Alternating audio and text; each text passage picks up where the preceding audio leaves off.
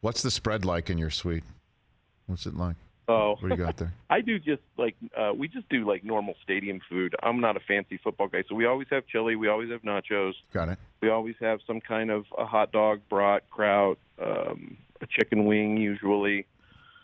No sweets. A lot of soda, a lot of pop. Okay. A lot of. So you don't bring any of your own. You don't bring your own what brisket? Brisket. You don't bring any of that. Well, they don't let you do that. Come on. They don't let you do that. That's one of the funny things about Arrowhead is like they're proud of the food they serve in those suites. Let me tell you that. Okay. Yeah, but you could sneak in a pork butt in a backpack. You know what I mean? You know what? I'll tell you this. I did sneak in my own jalapeños this year. No, all right. So that's a gateway. That's a gateway. Start. That's a gateway food to the bigger stuff. You know what I mean? Yeah, right. You know? I packed. I love these this brand sliced jalapenos, so I packed some in my coat one game. I made somebody else walk in with them though in case I got caught. I was like, I can't get caught. Fall guy. You had a food fall guy at Arrowhead. Yeah. It's not your first rodeo. It's not Eric Stonestreet's first rodeo. Okay. So it was a great night. I was nervous, but I was just like, wow, I guess we decided we wanted to score touchdowns. I mean, look, that's the thing I'm loving about the finale of divisional playoff weekend, right? Is that the Chiefs did what they did. I mean, they took that playbook and busted it wide open after a first quarter where the Steelers' defense was definitely effective, to say the least. Okay, and they got what they needed, which was a defensive score to start things off. And then they busted that playbook open and then busted the Steelers over the head with it and took care of business. And the Bills just had the first ever, every possession being a touchdown, no possession ending in anything but a touchdown in the history of the NFL. It's lit. The stage is set. I'm very excited. Yeah, for this the one. stage is set. It's the best matchup is next Sunday night at Arrowhead. I think Cincinnati has a good chance of beating Tennessee in Tennessee. Mm-hmm. And I think Cincinnati comes to Arrowhead for the AFC Championship if we're fortunate enough to get past Buffalo. Cincinnati certainly does not do what they did to us again. Now I'm mandated to ask you what happens on the NFC side. What do you think happens there? Yep. What do you think happens there? Well, I would like Kansas City Green Bay Super Bowl for nostalgic purposes. Yes, in Los Angeles. But you know me, I would also like my shot at Mr. Brady again. Be careful what you wish for. Be careful what you wish for. I hate how much I love that guy. I do. Be careful. I do. Be careful, Eric. And so, again, knowing how diehard a fan you are and that you know that things need to be one at a time and you need to take care of business and you don't want to upset football gods, have you already reached out to the goods, RG, for a spot should the Chiefs make the Super Bowl, or does he already know that there's your Stonestreet +1 at least for that thing? Does he already know that? Look, is that unsaid? He unfortunately made a deal with the devil when he invited me to the Super Bowl years ago. Yes. And I said I would not go until the Chiefs are in it, and I meant every time the Chiefs are in it. So he knows.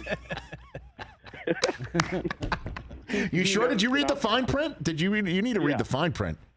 You know, he knows that I will come a calling. But listen, here's the deal.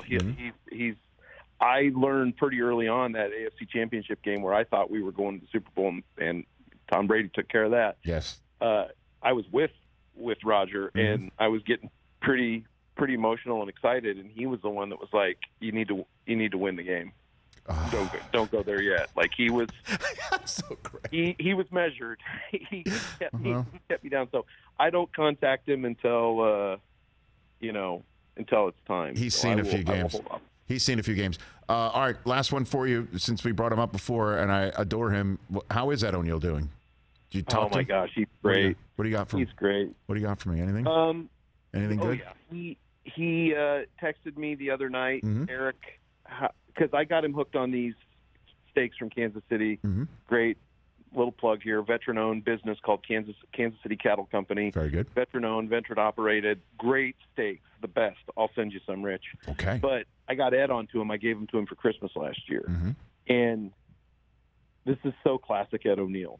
So I send him a box of steak, right? 2 weeks later, the guys from Kansas City Cattle Company called me, and they were like, we just got off a 45-minute conversation with Ed O'Neill. And this is a small little cattle company in, like, Weston, Missouri. And I was like, what? And they said, yeah, he just called the number on the receipt of the steak and wanted to talk to us. And we had a 45-minute conversation with him about meat and TV and football and everything else. What a great guy. I'm like, that's Ed O'Neill. That is Ed O'Neill. I mean, that's him. Anyway, so this week before the game, he's like, Eric, I'm thinking about cooking something up for the Steelers game. How would you recommend I do one of these Casey Cattle Company sirloins? Mm-hmm. And I said, well, so I sent him an audio text back. You know how you press and hold of how I would do it. Yes. And then he just simply wrote, beautiful, butterfly. That's what I'll do. I'll butterfly it. So then I start getting pictures of the preparation of the butterfly of the sirloin. And then I guess right as he's ready to cook it, he texts me and he goes, Eric, that audio message you sent me has disappeared from my phone. I can't find it anywhere where you tell me what to do with the garlic and the oil and the butter. You got to hit keep. You didn't hit keep. Well, I had anticipated this, so I did keep it. I kept it and saved it and then just sent it back to him, and he goes, how did you do that? How did you just do that? Oh, he's literally literally the greatest of all time. He is, man. He is.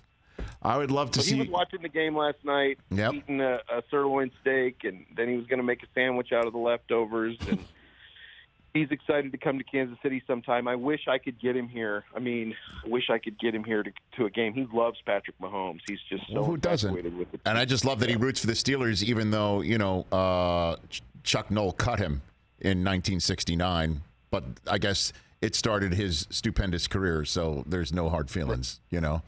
I love that. Hey, you watched all the way to the end. Thanks for that. Watch more right here.